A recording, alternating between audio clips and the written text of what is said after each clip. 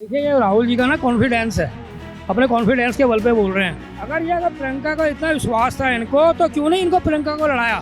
मैं जीतूंगा। कोई ऐसी चीज नहीं जो राजनीति में मुश्किल हो। ये लालच बदलता है इंसान को, इसलिए कहता हूँ कि धर्म को बीच में मत लाओ। भारत में किसी तरह का भी डर और भय नहीं है। अगर आप इसको पैदा करना चाहते हो वो अलग बात है। राजनीति के लिए सबका साथ, सबका विकास, सबका प्रयास। तो आप एक चीज बताइए, तो इसमें कौन सा टोपी वाली बात आ गई है। भारत के और टुकड़े नहीं होने चाहिए। जिस दिन प्रधानमंत्री ने शपथ लेनी थी 70 हूरों या 7 हूरों पर अब छोड़े गए नहीं। राहुल गांधी का एक बयान बहुत ज्यादा वायरल हो रहा है, जिसमें उन्होंने ये बयान दिया कि अगर मेरी बहन प्रियंका गांधी पीएम मोदी के अपोजिट में अगर चुनाव लड़ लेती तो पीएम को भी हरा देती।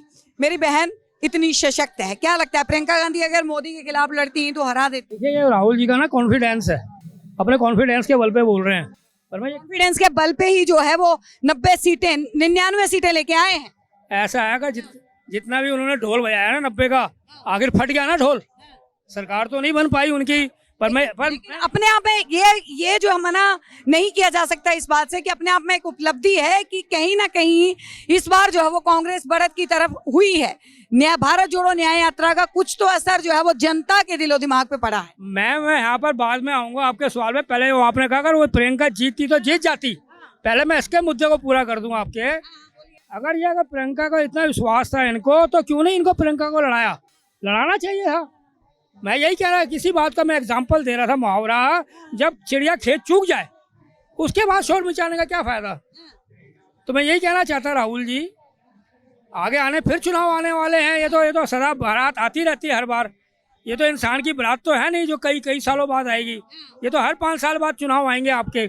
आप फिर लड़ा लीजिए प्रियंका को। पर मैं ये कहना चाहता हूँ, जो आप कहते थे, आप इस चीज़ को बोलते थे कि अगर हमारी इतनी सीटें आने के बाद सरकार हमारी बनेगी, ठीक है, आपका कैलकुलेशन है। हर पार्टी वाला, हर विपक्ष वाला, हर चुनाव लड़ने वाला कहता है मैं जीतूंगा और वो जीतने के लिए ही प्रयास करता है। पर अफसोस नहीं जीत पाए, हाथ खाली रह गए। तो अब चाहे जितना बराबरी की टक्कर तो दिए थे इस बार, अगर ये बोला जाए तो ये तो सच्चाई है धरातल पे। अगर देखा जाए, देखिए आप इस तरीके से बीजेपी अनुमान लगा के चल रही थी, उस हिसाब बराबरी का टक्कर हो सकता है आपकी नजरों में, मेरी नजरों में नहीं है, जनता की नजरों में नहीं है बराबरी का टक्कर। अगर बराबरी की टक्कर होता तो बराबर के वोट लेके आते, बराबर की सीटें लेके आते, बराबर उनकी वोट संख्या बढ़ती। बहुमत तो कहीं ना कहीं जो है वो बीजेपी का भी नहीं रहा जीत की ओर। अगर वो गठबंधन के साथ जो है अभी सरकार नहीं बनाते, नायडू, अगर बात की जाए नायडू और नीतीश कुमार अगर पलटी खा जाते एक बार, जो कि उनका इतिहास रहा है, तो बीजेपी इस बार सरकार बनाना बीजेपी के लिए मुश्किल था। देखिए कोई चीज ऐसा है राजनीति में मुश्किल हो, कोई ऐसी चीज नहीं जो राजनीति में मुश्किल हो। पर जो अगर राहुल में पहले अखिलेश के साथ साइकिल की सवारी करी थी तो क्या हुआ था, साइकिल पंचर हो गई थी। इस बार साइकिल पे सवारी करी, अखिलेश ने भी बढ़त करी, अखिलेश ने बचा लिया। अब क्या उसने पता था पिछली बार पंचर हो गए थे, अब के पंचर नहीं हो गए। उन्हें टायर ट्यूब भी नहीं लगाया आपके साइकिल में जिससे पंचर हो उनकी। और जो अफवाह फैलाई है, ये सारी जनता जानती है, वहाँ पर जो अफवाह फैलाई है उस सफाई का आगे रिजल्ट तो आएगा। लोग आ रहे हैं ना, घरों में पहुँच रहे हैं, इनके जहाँ इनके निवास स्थान है, जहाँ इनको मिले हुए रहने का, वहाँ जाके मांग रहे कि लाख रुपए दो जो आपने बॉन्ड भराए थे। कहाँ गए वो लाख रुपए, क्यों नहीं दे रहे उनको। कहने का मतलब हम जीत के आएंगे तो इसका मतलब है जब मेरी शादी हो जाएगी, मेरे बच्चों की शादी होगी तब मिलेंगे। ये कौन सी कहावत हो गई। अरे सच्चाई बोलो, सच्चाई रखो। सच्चाई ये भी बोला जा रहा है कि 500 से ज्यादा घर जो है बीजेपी ने मुस्लिम लोगों को दिए। उन्हीं मुस्लिम परिवारों में से एक भी वोट जो है वो बीजेपी को नहीं मिला। तो इसमें क्या इस चीज को समझते हैं कि कहीं ना कहीं मुस्लिम वोटर आज भी जो वो नाराज। मैं कहने का चाहता हूँ, यही गलत भावना पढ़ा के जो फ्रैक्शन डाला गया है, ये नहीं डालना चाहिए। कोई ऐसा नहीं है, पर जो लालच है ना, वो लालच हर एक को बदलते हैं, चाहे हिंदू हो, चाहे मुस्लिम हो, चाहे गरीब हो। ये लालच बदलता है इंसान को, आपस में जो उनके धर्म है वो नहीं बदलते हैं। इसलिए कहता हूँ कि धर्म को बीच में मत लाओ। देखिए, ये अगर बोला जाए तो एक कलाकार, एक अभिनेता जो है वो दर्पण होता है। वो सामने जो दिखाता है उसी तरीके से जो है वो जनता उनको फॉलो करने की कोशिश करती है। अभिनेता नसीरुद्दीन शाह का तो नाम सुना होगा। उन्होंने ये बयान दिया है अभी एक दिन पहले कि हम प्रधानमंत्री मोदी को तब मानेंगे कि वो मुस्लिम हितैषी हैं जिस दिन वो जाली वाली टोपी पहनेंगे। आप ये बताइए, आपने कलाकार का नाम लिया है, मैं किसी कलाकार से कम हूँ क्या? कैमरामैन साहब, मैं किसी कलाकार से कम हूँ? लोग मुझे देवानंद के नाम से भी जानते हैं। आप ऐसे नहीं, नसीरुद्दीन शाह है और भी इनके साथ के जो नेता हैं बड़े बड़े, उन्होंने भी कहा था भारत से हमें डर लगता है।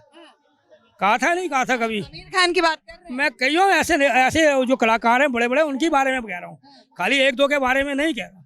मैं ये कहना चाहता हूँ, भारत में किसी तरह का भी डर और भय नहीं है। अगर आप इसको पैदा करना चाहते हो वो अलग बात है, राजनीति के लिए मैं कहना चाहता हूँ हमारे सब जो लोग हैं, देश के सब लोग हैं। वैसे सच्चाई तो यही है, पीएम मोदी जाली वाली टोपी जो है वो लगाते क्यों नहीं है? अगर वो पग बांधते हैं, सिखों के बीच जाते हैं तो पग बांध लेते हैं, अगर वो किसी दूसरी जगह पे जाते हैं तो वहाँ के लिबास को जो है वो धारण कर लेते हैं, लेकिन अगर वो किसी दरगाह पे जाएंगे तो टोपी पहनने से इनकार क्यों करते हैं? देखिए मैम, ये सवाल बहुत इम्पोर्टेंट। जनता के प्रधानमंत्री हैं, पूरे देश के हैं, मानते हैं इस बात? देखो आपका, मैं इस सवाल का मैं आदर करता हूँ, ठीक है, कि एक काम का सवाल आपने मुझसे पूछा है, वो टोपी क्यों नहीं पहनते हैं। देखिए कोई भी चीज़ पहनने से या मंदिर में जाकर वाले का जनेऊ पहनने से कोई ज़रूरी इम्पोर्टेंट नहीं है। अगर उनकी स्वेच्छा है, जहाँ जाते हैं मान और सम्मान, ये नहीं है मुसलमानों का सम्मान नहीं करते। आपने उनका अगर एक सुना होगा वाक्य, सबका साथ सबका विकास सबका प्रयास, तो आप एक चीज़ बताइए तो इसमें कौन सा टोपी वाली बात आ गई है? अगर मकान मिला तो एक मुसलमान को भी मिला है, मकान मिला तो एक हिंदू को भी मिला है। जो भी अगर प्रमुख जो राजनीतिक सहायता मिलती है प्रदेश की तरफ से, वो सहायता भी सब इनको मिली है, तो कौन सा भेदभाव हो गया मैम? खाली टोपी का महत्व नहीं दीजिए, हिंदू मुसलमान का महत्व मत बांटिए। अगर आप देखिए है ना, कोई भी इंसान, लोगों की फिर मानसिकता में ये चीज जो है, वे राजनीतिक पार्टियां ही तो डालती हैं, कहीं पे गजवाए हिंद होता है, कहीं पे जो है भगवाए हिंद होता है। ये मानसिकता जो है वो कौन, आम जनता या फिर राजनीतिक दल, यही तो डाल रहे हैं। ये सारा विदेशी जो रहते हैं ना, भारत को देखना नहीं चाहते अच्छे तरक्की पे, वो विदेशी एजेंट हैं जो इस चीज़ को फैलाते हैं, इन चीज़ों में पैदा करते हैं। वो अपना फंड और फंडिंग देते हैं यहाँ पर, उससे इन लोगों को बरगलाते हैं। अदरवाइज हमारा देश खुशहाल है, तरक्की में एक नए विश्व हिंदू की तरफ बढ़ने जा रहा है। आज भी इटली में सम्मान हो रहा है हमारे भारत का।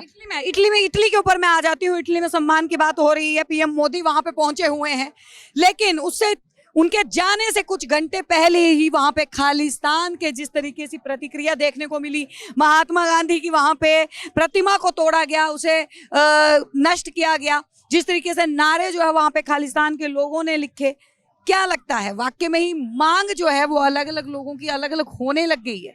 देखिए अगर ये कर्तृत्व हुआ है, नहीं होना चाहिए था, ये उनको सोचना चाहिए था। ये अपने पैरों में खुद कुल्हाड़ी मार रहे हैं, खालिस्तान के नारा लगा रहे हैं, हमारे देश के राष्ट्रपिता का जो है उनकी मूर्तियां खंडित कर रहे हैं। ये अपने पैरों में खुद कुल्हाड़ी मार रहे हैं। जितने भी सिख लोग हैं इससे खुश नहीं है। कुछ मुट्ठी भर के लोग हैं जो अपना दबदबा बनाना चाहते हैं और चंदा वसूल करते हैं वो लोग। मैं कहता हूं उनको ये चीज़ छोड़ के भारतवर्ष की एक धारा में आना चाहिए। भारत के और टुकड़े नहीं होने चाहिए, बल्कि भारत को और जुड़ के विश्व कहलाना चाहिए, विश्व में बनना चाहिए। पीओके भी अब आ जाएगा हमारे साथ, तो एक विश्व गुरु कहलाना चाहिए। कश्मीर तो भारत का अभिन्न अंग है ही। इसी के ऊपर जो है एक सवाल मैं सबसे बड़ा और लेती हूँ। आपने अभी देखा होगा रियासी में जिस तरीके से आतंकवादी हमला हुआ, लगातार शपथ लेने के बाद 3 ऐसे हमले अब तक हो चुके हैं, और उनके ऊपर संज्ञान जो है वो क्या लिया जा रहा है सरकार की तरफ से? क्या लग रहा है कि कहीं ना कहीं सरकार की कमियां यहाँ पे जो है वो दिखाई जा रही हैं? क्योंकि कश्मीर को लेके, कश्मीर एक बहुत बड़ा मुद्दा शुरुआती दौर से ही रहा है बीजेपी के लिए। लगातार विपक्ष भी उसके ऊपर हमलावर रहा है लगातार, और एक बार फिर से हमला करने का मौका यहाँ पे विपक्ष को मिल जाता है। जिस तरीके से आतंकवादी 3 बार हमले होते हैं, कठुआ का हमला हो गया है, रेसी का हमला हो गया है, कितने बेकसूर लोग जो है वो उसमें मारे जा रहे हैं। देखिए मैम, आपने बड़ा लंबा प्रश्न किया है, पर मैं आपको संक्षिप्त पे उत्तर दूंगा इसका। ये जो आप इमोशनल में लेके आए हैं हमको, ये इमोशनल है पूरे भारतवर्ष के लिए। जो धर्म के लिए आ जा रहे थे, इन्होंने किसी का कुछ बिगाड़ा नहीं था, उन पर सोची समझी आतंकवादियों ने गोलियां चलाई हैं। वो कोई ऐसा नहीं है कि एकदम अचानक हुआ। ये पूरा रणनीति के साथ सोची समझी। जितने आतंकवादी पाकिस्तान ने पाले हुए, देखो पाकिस्तान का नाम माना इसमें जरूरी पड़ेगा, उसने पाले हुए वहाँ पर, उन लोगों के प्री प्लानिंग जहाँ जहाँ आपने नाम लिया है वहाँ हमले हुए हमारे सैनिकों पे या लोगों पे। एक रणनीति के थ्रू किया गया है। जिस दिन प्रधानमंत्री ने शपथ लेनी थी उसी दिन क्या उन बेचारे निर्दोष व्यक्तियों के ऊपर गोलियां चलानी थी, जिनमें बच्चे समेत कई लोगों उसमें मृत्यु को। बीजेपी के लिए आक्रोश था। बीजेपी को देखो, जब कोई हादसा हो जाता है ना तब जाके पता लगता है। अगर ये देखिए यहाँ खड्डा है ना कनाट प्लेस में, इस खड्डे का ठोकर किसी को लगती है तो वो देख के चलता आगे से कि यहाँ खड्डा है। इसी प्रकार पता लगाया ना इन्हें पाकिस्तान से आए हुए दुर्दांत, क्योंकि सबूत मिले हैं ना, सबूत के बेस पे मैं भी बोल रहा हूँ, जो मीडिया ने दिखाया उसके ऊपर मैं भी कह रहा हूँ कि जो सबूत मिले हैं उस सबूत के आधार पर अब हमारे सैनिक, एक सैनिक नहीं है, सारे सैनिक हैं हमारे, चाहे बीएसएफ हो, चाहे आर्मी हो, चाहे जम्मू कश्मीर की पुलिस हो, सब ने मिलकर एक ठान लिया है कि हम एक एक आतंकवादी को ढूंढ के चुन चुन को सातों हूर के पास भेजेंगे, सातों हूर के पास भेजेंगे इनको। तो इसीलिए मैं कह रहा हूँ कि 70 हूर हो या 7 हूर हो, पर अब छोड़ेंगे नहीं। हमारे बीजेपी ने जो खुला उनको दे दिया है कि आपको आज़ादी है, आप जाइए, इनको ढूंढिए और इनका नाश कीजिए। आप देख रहे हैं सौगंध टीवी, सौगंध वतन की।